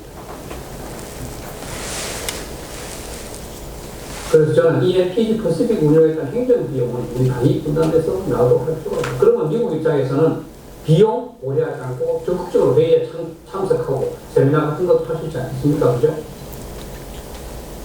가장 중요한 것은 북핵 간절을 위해서 모든 것을 감당하겠다는 각오가 있습니다. 북한은 모든 것을 걸고 핵무기를 개발하고 왔습니다. 우리는 아무것도 걸지 않고 그것을 막을 수 있다 생각하는 것이 조금 위험하지 않습니다. 가장 반성해야 될 것은 지금까지 우리 안일한 덕분이 엄청난 기회비용을 투자했고 현재 위기 상황이 조성이 있다는 겁니다. 반성할 필요가 있습니다. 그리고 토에 있어서도 반성보다는 실현 가능성에 중점을 둬야 합니다. 실현 가능성에 대한 부분은 제 생각으로는 이 SSBM의 한반도 주변 배치와 군적 공유 그리고 LPG 퍼시픽 설치는 가능하다고 보고 그것이 핵심적인 추진 요소라고 생각합니다. 그리고 한국은 비용 분담에 적극적인 필요가 있다. 우리가 아무리 많은 비용을 분담한다 하더라도 한국의 독자적 핵무장이나 핵전쟁 발생 시에 비용과 비교하는 상대가 되지 않는다는 겁니다. 이 모든 것들을 북한이 비핵하기만 하면 우리가 취소한다 하는 사항을 항상 공개를 해야 합니다. 우리 지식인들 무엇을 했는지 반드시 볼 필요가 있습니다. 우리 주변에 이렇게 똑똑한 사람이 많은데 왜 문제가 하나 해결되지 않습니까? 먼저 한번 말씀하실 게 있습니까? 아니면 제가 바로 할 거예요. 도로. 옮겨. 그것도 다행히 연구했을 때 방법에서 출판한 거 직접 찾아뵙고 함께 적극적으로 토론하고 싶은데 그렇게 하는 거 없어요.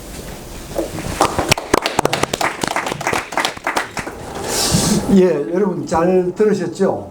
이제부터 그 아무런 격이 없는 격식 없는 그런 토론을 하겠는데 부탁 말씀은 가급적 많은 분들이 이 토론에 참여하시기를 원하기 때문에 하시고자 하는 말씀이나 질문을 한 3분 정도 이상은 가져가지 마시고 핵심 위주로 말씀을 해주시면 좋겠습니다. 뭐 누구한테 질문하셔도 좋습니다. 우리 신 교수님한테 질문 많이 하시고 저한테 해도 좋고 박일학 교수님한테 질문하셔도 좋습니다. 박일학 교수님 생각을 아니까 대신 답변 드리겠습니다. 예. 에리어 김춘수 소장입니다. 오늘 정말 정말로 참 좋은 브레인스토밍입니다. 전문가 중에서 최고로 오셔가지고 이 북핵 관련 총론 강론이 예전에 보지 못했던 굉장히 진화된 이런 모습으로 오늘 공부를 하게 돼서 정말 감사를 드립니다. 나중에 식사를 대접하고 싶습니다. 그럼에도 불구하고 머릿속에 구름이 그치지 않는 이런 게 좀 남아 있습니다.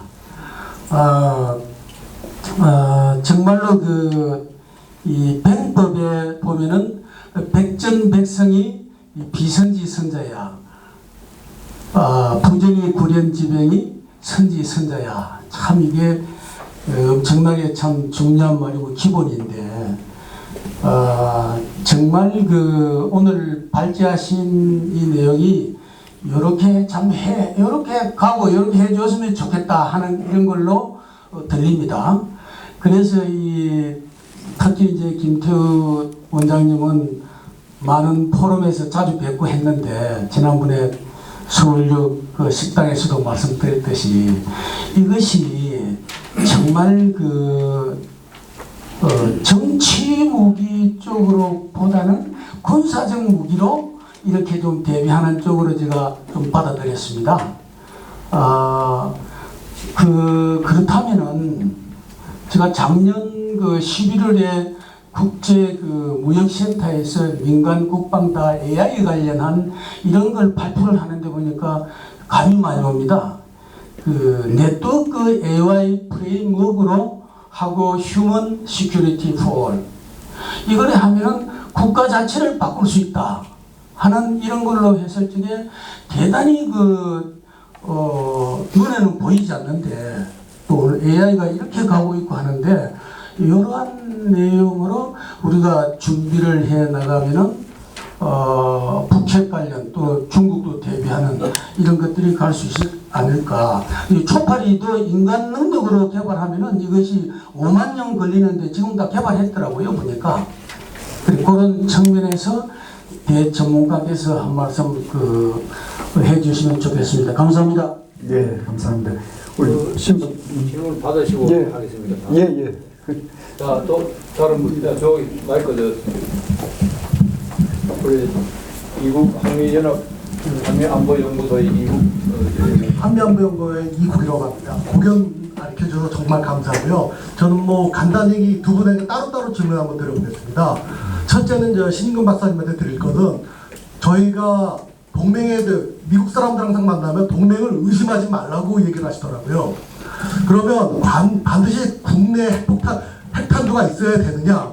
우리가 미국은 핵추진 잠수함인 12,000km짜리 사정거리를 갖고 있는 탄도미사일이 보유가 돼 있고 항공모함과 그다음 미사일 순양함에는 토마호크하고 그다음에 그걸 갖다 작전할 수 있는 핵탄두가 항상 어딘가에 배치가 돼 있을 것이고 그다음 미국 공군기지에는 미니트먼3가 배기가 되어 있는데 그 12,000km짜리 사정거리에 그다음에 CP 10m짜리 떨어질 핵탄두를 믿지 못하고 그걸 반드시 대한민국 내 어딘가에 핵탄두를 보유하는 것이 꼭 필요한가에 대해서 답변을 해주시고요. 그다음 김태우 박사님한테 묻겠습니다. 저희는 계속 미국한테서만 의존을 하고 있는데 사실은 저희가 핵무기를 못 가지고 있는 것은 NPT 조약의 당사국 아닙니까 저희가.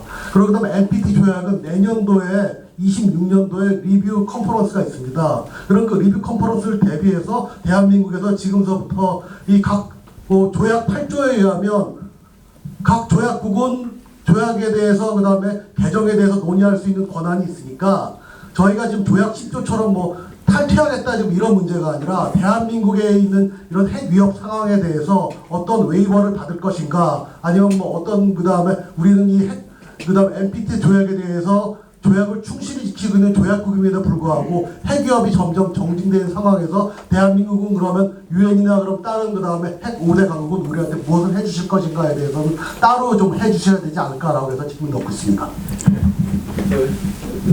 제부터 먼저 마이크 처음에 질문 답변하시면 네. 일단 조은식 전문가님만 받고 일단 예. 저는 국방부 사이버 전력 팀장을 최종 보적으로 지금은 국제 팬클럽 정회원으로서 안보 관련 글을 쓰고 있는 윤일원입니다.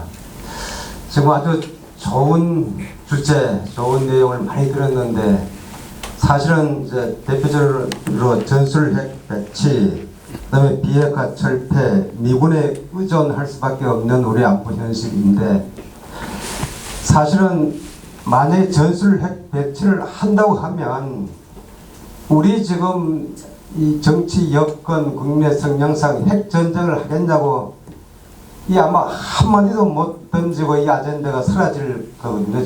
지금 같은 환경에서는.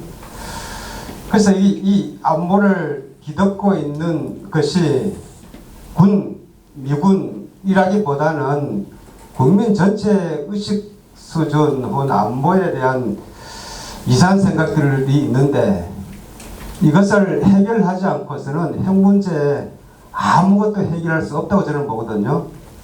그래서 이러한 준비를 어떻게 할 계획인지 혹은 방안은 있는 것인지 이걸 보고 싶습니다. 자,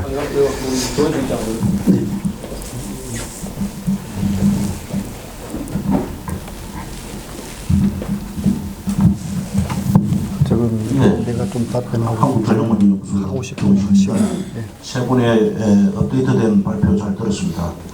먼저 김태호 박사님, 우리 한국의 전략사가 핵을 다룬다고 하면서도 미국의 전략사는 핵만 다루거든요. 겁이 안 맞는데, 김 박사님은 아주 애매하게 미 카운터 파트라고 이렇게 표현을 하셨는데 이게 토의가 되겠는지 하는 그 문제하고, 핵전 공조는 미국의 인태 전략 때문에 호주에 이용하기 위해서, 기지를 이용하기 위해서 협조를 해주고 이렇게 제공한 것인데, 그러한 필요성이 우리 한반도에도 적용되겠는가 하는 문제. 그다음에 한일 안보 협력을 강조하셨는데 우리 입장에서 필요성만 강조하셨지 구체적인 방법이 없어요. 저는 일본의 6.25 때에 군수기지 역할을 하고 작전기지 역할을 했던 일본과 원산 상륙작전, 원산 상륙작전에 일본 소회정이 많이 참석하고 심지어는 상륙작전할 때 사다리까지 일본에서 만들어가지고 이렇게 왔는데, 그러한 것이 6.25의 참전국으로 인정하는 이것이, 상대를 인정하는 것이 협조할 수 있는 좋은 방법이 아니겠나 하는 이런 이야기를 하니까 그 이야기하면 큰일 난다고, 민족감정이 났다고 이런 이야기를 하고 있습니다. 김 박사님이 생각하시는 이 구체적인 방법이 뭔지 꼭 하나 하고요. 신균 박사님, 전술핵 재배치 시 비용 추산을 어떻게 보시는지, 그 다음에 미군 기지 배치인지 한국군 탄약고 배치인지에 대해서 표현이 좀 애매하게 되어 있는데 그걸 구체적으로 좀 말씀해 주시면 좋겠습니다. 감사합니다. 네, 우리 신 박사님 먼저 하시죠. 네. 네, 여러분 질문해 주셔서 감사드리고요. 그러면 제가 뭐 어떤 걸 할까요? 아까 저 AI 연구원 AI. 예. 네네. 예. 네. 김춘수 장관님께서 AI와 핵 전력 연계. 예. 지금 거의 모든 무기 체계에 AI가 다 탑재가 되어가고 있죠. 제가 아까 말씀드린 SLCMN 뭐 이런 것들도 그 탐지 자산 그리고 네트워크 자산 뭐 결심하는 단계 그리고 또 요즘 같은 경우는 그 미사일에 아마 SLCMN에도 반드시 들어갈 겁니다. 지금 그 AI 탑재 대표적인 미사일이 LRASM이라는 대한 미사일이 있는데 그건 AI가 탑재가 돼가지고 공격에 들어가면서 예를 들어서 이제 대한 미사일 여러 발 쏘아서 적 함정 하나를 공격을 하는데 그럼 여기에 많은 데이터를 통해서 적 함정에 대한 모든 정보가 다 들어있지 않겠습니까? 이를테면 중국의 랴오닝 항모를 때린다라고 하면은 딱 들어갈 때 랴오닝 형상을 딱 보면 랴오닝이구나. 자, 그럼 랴오닝의 가장 취약점은 어디더라고 입력이 다 돼 있죠. 그러면은 자, 이 미사일이 예를 들어서 8발이 이제 날아갑니다. 날아가면서 그 중에 하나가 주체가 되어서 야, 나는 왼쪽으로 들어가서 뒤를 때릴게. 그리고 2호기 너는 오른쪽으로 들어와서 정면을 때려. 그리고 3호기, 4호기는 들어가면서 갑자기 팝업해서 위에서 내려 꽂아. 뭐 이런 식으로 자기들끼리 의논을 해가면서 들어갑니다. 그 적의 취약점 그리고 적의 방공무기 이런 것들 다 판단해서 그래서 지금 현재 개발되고 있는 이런 모든 무기에는 다 AI가 기본적으로 탑재가 된다라고 저는 알고 있고 이런 그 무기 하나뿐만 아니고 그걸 또 이 통제실과 연결하는 모든 것에 AI가 다 탑재가 되기 때문에 뭐 그런 것들은 우리는 여기에서 우리 엔지니어가 아니기 때문에 큰 틀에서 이렇게 의논이 되면 그런 것들은 그 개발하시는 분들이 당연히 하지 않을까라고 생각이 되고요. 잠시요. 네. 거기에서 이 핵에는 핵으로 이게 한다는 것과 최상이다 그러는데 지금은 최상책이 아닐 수도 있다라는 측면에서 네트워크 AI 프레임워크에 휴먼 시큐리티라는 그 포를 그 쓰더라고요. 보니까 뭐 제가 지어낸 게 아니고 보니까 휴먼 시큐리티는 보니까 뭐 이 자리에서 다 설명을 할 수 없는데 정말로 그 뭐라 그럴까 이 무기 쪽 아니더라도 이 자산이 굉장히 많지 않습니까? 보니까 이 리스테이트먼트 하고 보니까 그쪽에서 아마 그 스타디가 됐는지 그게 이제 같이 컴바인이 돼서 저기 하니까 우리가 쉽게 말해서 유행 전력뿐만 아니고 무형 전력이 아이코노그래피가 되어갖고 타이가 되거든요. 네. 그게 지금 이게 눈에 안 보이니까 우리가 지금까지 발전된 그 AI 관련 각종 과학 기술을 지금 가고 있는 게 양자컴 이런 것도 있지 않습니까? 그러니까 무엇이 막 손에 잡힐 듯한 이런 걸 제가 그 무역센터에서 보고 하니까 하도 궁금해서 지난번에 김태우 원장님한테 그런 걸 더 토의하려 했는데 시간이 좀 오늘 우리 여러분이 참여하셔야 되니까 답변도 짧게 질문도 짧게 이렇게 가끔씩 나누어서 골고루 한번 토론했으면 좋겠습니다. 예, 계속하시죠. 네, 이제 이국 연구원 질문을 우리 두 사람에게 나누어서 하셨는데 저에게 하신 질문을 답변을 먼저 드리겠습니다. 자, 반드시 국내 핵무기가 있어야 하나? 미국은 동맹을 의심하지 마라. 우리가 이렇게 해줄게. ICBM 있고 SLBM 어차피 12,000km 날아가는데 그게 무슨 소용이냐? 라고 말하죠. 자, 그런데 이걸 이제는 미국도 다단계 MD를 하지 않습니까? 그래서 이 ICBM이나 뭐 이런 것들이 요격이 당할 확률이 높죠. 멀리서 12,000km 날아오면 그것이 탐지되어서 준비하는 단계부터 시작해서 중국도 지금 미국은 중국을 염두에 두고 하는 거니까 뭐 북한 염두에 두고 하는 그 전략은 아니죠.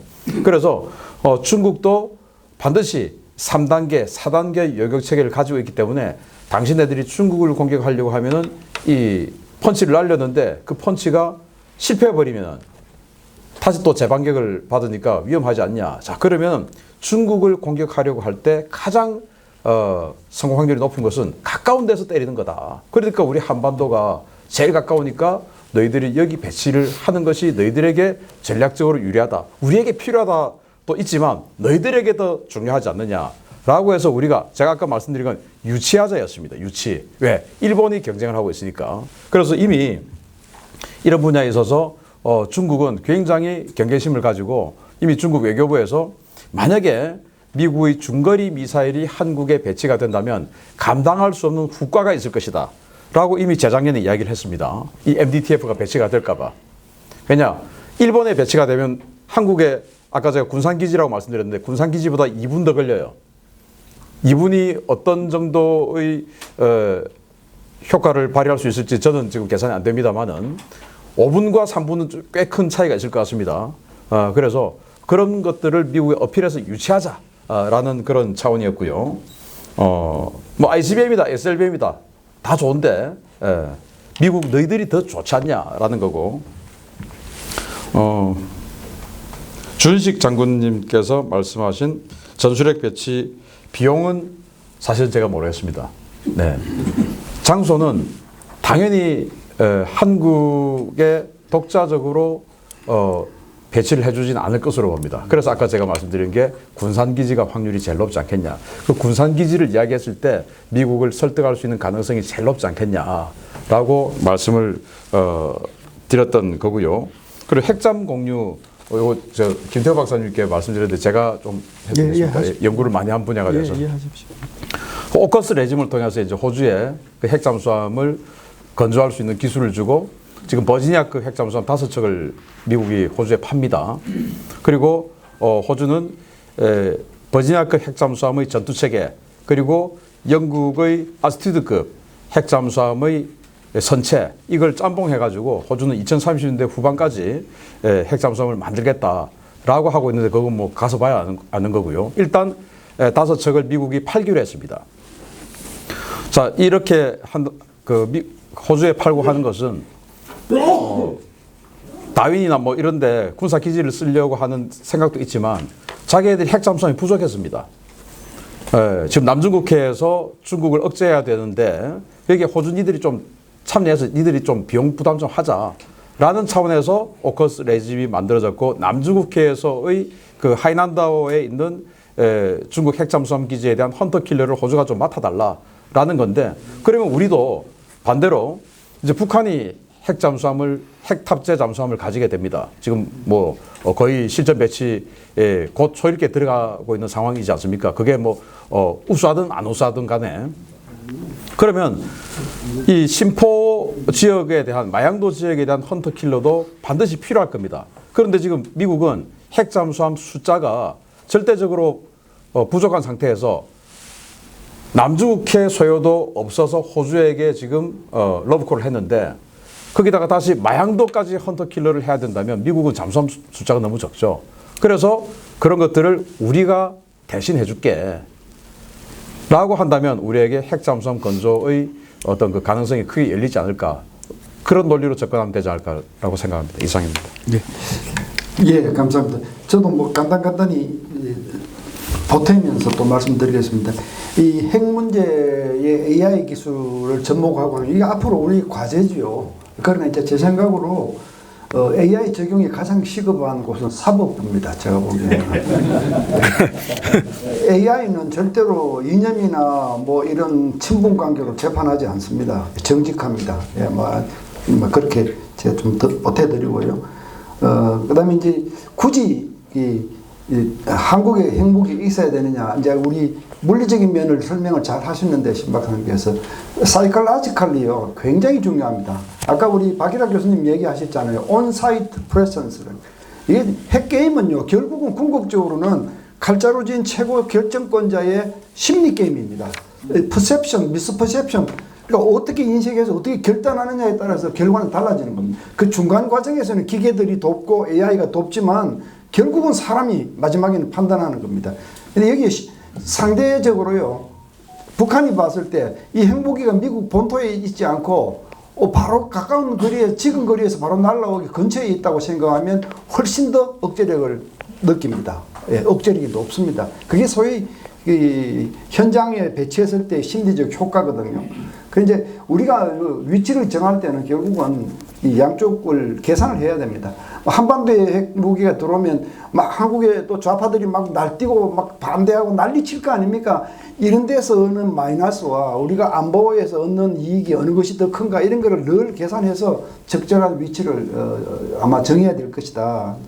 그다음에 NPT 리뷰 컨퍼런스 참 이게 5년마다 한 번씩 열리는 회의인데요. 저는 이걸 1980년 중반 때부터 지금까지 사실은 팔로우를 하고 있습니다. 제가 박사 논문 쓸 때도 물론 많이 썼고. 그런데 정말 한마디로 참 무슨 정당판 같아요, 여기가. 정치 싸움하는 데인데요. 폐해 일어나고 한국은 2026년 NPT 리뷰 컨퍼런스가 열리면 한반도 핵 상황이 지금처럼 계속 악화된다면 탈퇴할 수 있다는 경고를 해야 됩니다. 그게 우리 핵 외교입니다. 이건 미국하고 사전에 조율을 해야 되고, 그다음 미국하고 또 조율해야 되는 거, 그게 핵 잠재력을 양성하는 문제에 대해서는 미국이 방해하지 말아달라 하는 거. 이거 핵 잠재력 키운다는 건 핵 무장하는 거하고 얘기가 다릅니다.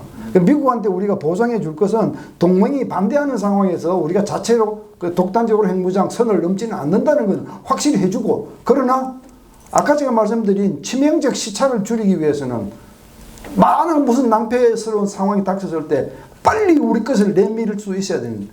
이건 설명을 하고 핵 잠재력을 키우는 문제. 이거는 아주 재미있게도요. NPT에 남아 있는 상황에서도 상당 부분 진척시킬 수 있습니다. 네, 합법적으로. 그 NPT 조문을 보시면 아시겠지만 NPT가 농축하지 말라, 재처리하지 말라 이런 말 없습니다. 네, 그러니까 NPT에 스테이하는 중에서도 상당 부분은 진척시킬 수 있습니다.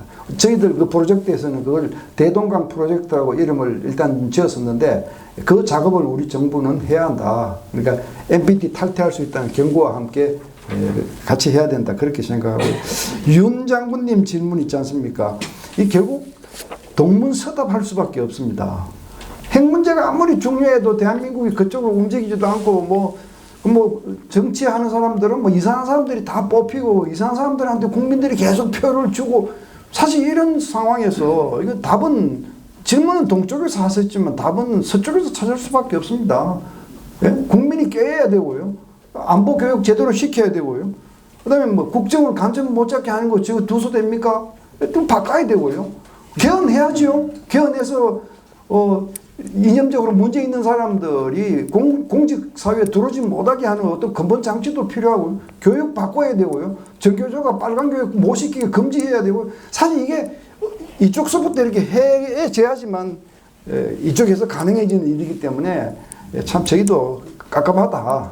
깝깝하다. 답은 그거밖에 없다. 그런 말씀 드리고 카운터파트 얘기는 제가 시간 제약 때문에 짤막하게 말씀드리는데 지금 이렇지 않습니까? 전시 상태가 선포되면 한미 전작권 체제가 작동을 하게 돼 있잖아요. 그러면 주한미군의 그 연합사 사령관을 통해서 한국군의 작전 통제권을 행사를 하게 되는데 한국은 부사령관을 통해서 이제 뭐 이렇게 참여는 하겠지만 주도는 미군이 하는 겁니다. 그죠? 그런데 이 체제를 우리의 전략사령부까지 그대로 100% 적용을 해버리면요. 위급할 때 북한이 막 도발했는데 이걸 적극 대응을 해야지만 북한을 혼내줄 수 있는 건데 결국 미국에 물어봐야 되고 그럼 미국은 어떻게 합니까? 지금까지 우리 과거에 68년 김진조 또 뭐 강릉 무장 침투 사건 그 이후에 뭐 해전들 쭉 보십시오. 미국은 번번이 확전을 두려워해서 한국을 만류하는 입장에 있었습니다. 그걸 계속 만류하니까 어떤 일이 생겼습니까? 북한은 계속 반복하는 거죠. 도발을.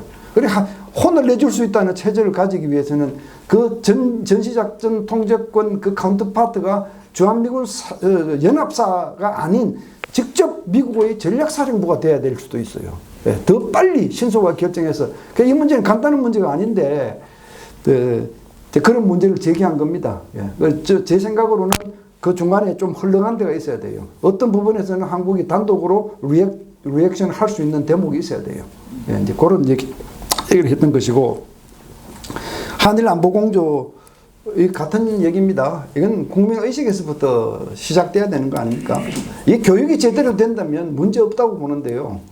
그 권한을 가진 사람들이 생각을 달리하고 있는 측면들이 많죠. 유엔사 후방기지가 얼마나 중요하냐 하는 것을 설명하니까 대학생들한테 제가 설명하니까요. 금방 다 알아들어요. 금방 다 알아들어요.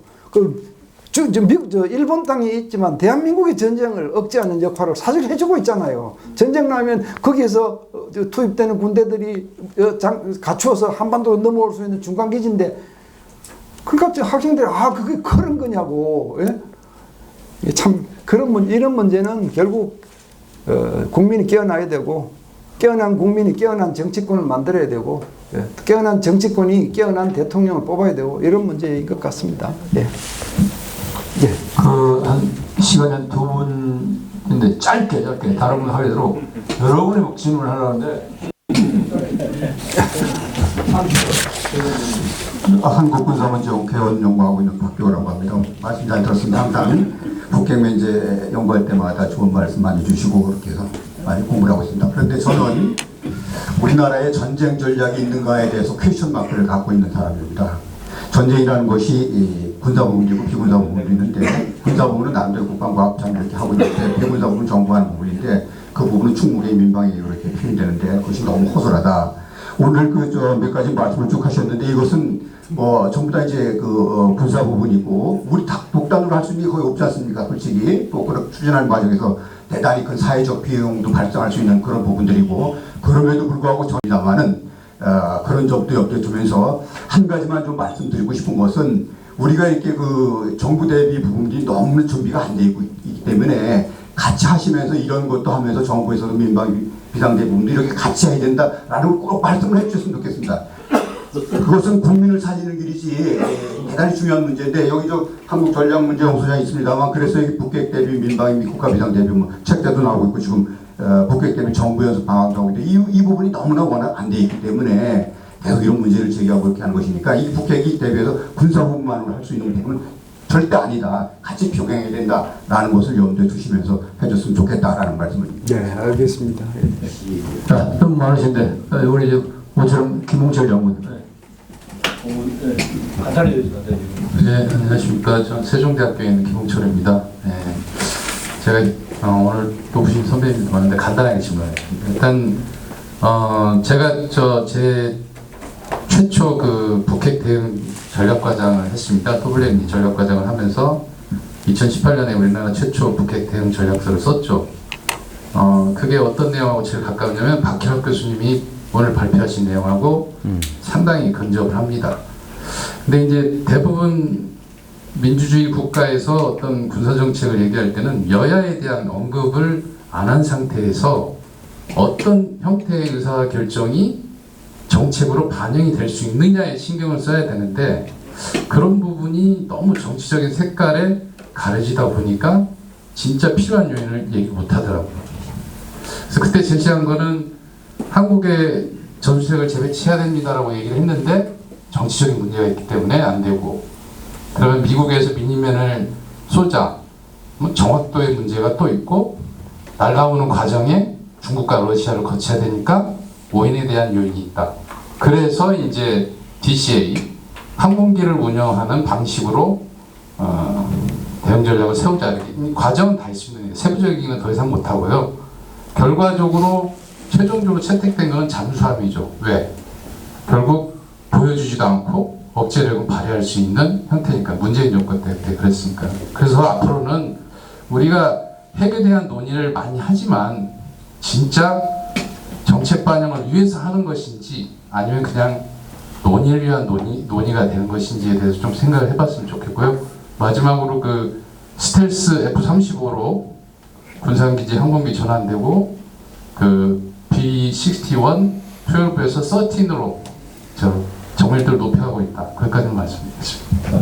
그냥 한 번만 더 하겠습니다. 손님들이 손님을 예, 저도 국방부 정책실에 있으면서 뭐 전략위원회니 억제전략위원회니 EDSC니 실무를 많이 했던 사람이고 지금 건국대학이랑 북한대학교에서 강의하고 김태호 선생님 지난번에 제한군인의 세미나에서 같이 이제 발제도 드렸는데 한 가지만 딱 질문하겠습니다. 지금 CNI 핵 재해식 통합이 이제 소위 말하는 그 워싱턴 선언의 핵심 컨셉인데 미국도 이제 CNI가 핵 사용 억제를 위한 핵 재해식 통합이냐 아니면 핵전을 해서 완전히 승리를 달성하는 데까지 가느냐가 상당한 딜레마였습니다. 그래서 부대 편제도 바꾸고 뭐 실제 CNI를 제대로 한번 하려고 하다가 너무 사회적인 부담이 커지고 하니까 논의를 안 했습니다. 논의를 안 하다가 이게 NPR 같은 데 보면 핵재해식을 통합한다라고 하고 CNI는 단어를 안 썼는데 우리 NCG에서 처음 나와가지고 지금 전략상 미국의 핵심 컨셉이 CNI거든요. 그래서 두 분 뭐 아무나 대답하셔도 좋습니다. 다 전문가시니까. 어디까지 CNI를 할 것이냐, 어디까지 공개를 하고 핵전화의 승리 달성하는 데까지 CNI를 가는 것이냐 아니면 핵사용 억제를 위한 뭐 계획 발전 유사 이런 데까지 하는 것이냐 한번 의견을 듣고 싶습니다.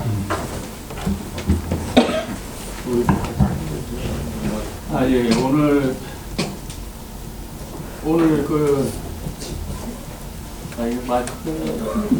결정적인 순간에 오늘 세 분 발표 들으면서 공부 많이 했습니다. 김태호 박사님 핵 무장에 관한 대한민국의 아주 베스트 아니죠. 공부했습니다. 제가 들으면서 웃자고 한마디 좀 하고 싶었습니다. 그게 뭐냐면 한국의 핵보장은 미국 대통령이 한국 감옥에 들어가야 끝난다. 저는 그렇게 생각이 듭니다. 왜냐하면 우리가 누클리어 디터런스, 익스텐디드 디터런스, NCG까지 왔는데 NPG, 퍼스픽까지 또 이제 가자고 그러거든요. 그러면 이제 미국 대통령한테 극성스러운 한국 사람들은 어디까지 요구할 거냐면 백악관에서 파티하다가 버튼 누를 시기를 놓쳤을 때 손해배상까지 조항에 넣자. 뭐 이렇게까지 나가는 거죠. 그러다가 미국 대통령이 야, 참 해도 너무한다. 이 문제는 그렇게 가게 되지 않을까 하는 것을 저는 우려합니다. 왜냐하면 제가 90년도에 영국에 참 유학 가서 자동차를 샀습니다. 근데 들고 간 현금이 모자라서 차를 못 가지고 왔어요. 그래서 그 주인한테 내가 이 차를 살 테니까 월요일 날 와서 사가겠다 그랬어요. 주인이 알았다고. 그래서 제가 페이퍼로 뭐 하나 써줘라. 그랬더니 내가 월요일 전에 이게 팔릴까봐 그래서 그러니 써줘라 그랬더니 우리는 그렇게 안 한다. 말하면 그게 곧 컨트랙트다. 그래서 월요일날 현금 가져가서 사온 적 있습니다. 근데 미국 사람들의 의식구조와 우리의 의식구조가 굉장히 갭을 가지고 있는 거죠. 그래서 그런 말씀을 조금 드리고 싶습니다. 이상입니다. 네, 답변하시 마무리하시면 좋겠습니다. 예, 처음에 두 분 말씀하신 것은 답변할 사항이 아니라 잘 경청했다 이렇게 말씀드리면 될 것 같고, CNI 관련해서 우리 박 장군님 제 생각이 참고가 되실지 모르겠는데 저는 CNI에 대해서 명확한 방향의 제 생각을 가지고 있습니다. 우리 신 박사님 어떤 생각인지 모르겠는데 우리가 이 킬체인하고 KMAD, KMPR이 있지만요. 사실 거기에서 제가 배운 학설로는요. 응징보복이 우선입니다. 네, 응징보복이 최우선입니다.